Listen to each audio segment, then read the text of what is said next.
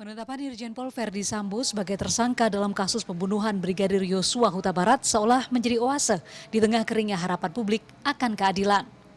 Namun, terseretnya puluhan pati dan pamen Polri membuat publik mempertanyakan profesionalitas Polri. Dalam diskusi yang dihadiri oleh kuasa hukum Brigadir Yosua Huta Barat, yakni Johnson Panjaitan, pakar hukum Gayus Lumbun, mantan Ketua KPK Saud Situmorang, Koordinator Amnesty International Usman Hamid, hingga anggota Komisi 3 DPR RI Benika Harman ini turut membahas kemungkinan perlunya pengawasan bagi Polri. Kasus Sambo ini adalah kasus hukum yang luar biasa. Oleh sebab itu dibutuhkan perhatian yang luar biasa. Sebab ini dilakukan oleh seorang jenderal polisi yang aktif, punya pengaruh dan punya posisi penting di dalam tubuh kepolisian. Ya. Yang kedua, ini harus menjadi pintu masuk bagi institusi kepolisian untuk melakukan evaluasi secara total agenda reformasi kepolisian yang dilakukan selama ini.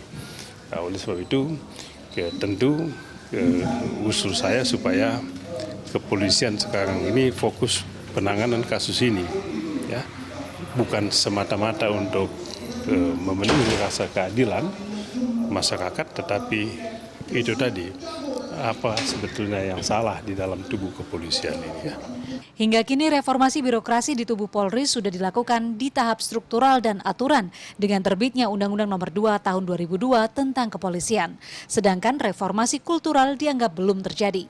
Hal ini juga disampaikan kuasa hukum Brigadir Yosua Huta Barat Johnson Panjaitan yang mempertanyakan keberpihakan Polri pada rakyat. Tak hanya itu, Johnson juga mengeluhkan sejumlah pihak seperti Komnas HAM yang dianggap justru condong membela pelaku dan dianggap hanya memenuhi kebutuhan Polri semata. Masa Komnas jadi kerdil seperti itu, ya hanya mau memenuhi MOU dengan pihak kepolisian. Dia tidak membangun moralitas legitimasi dengan keluarga korban. Komprehensif. Pertama, kasus ini tidak hanya kasus pembunuhan. Komprehensif. Obstruction of justice jelas, pencurian jelas, kemudian HP yang diretas jelas.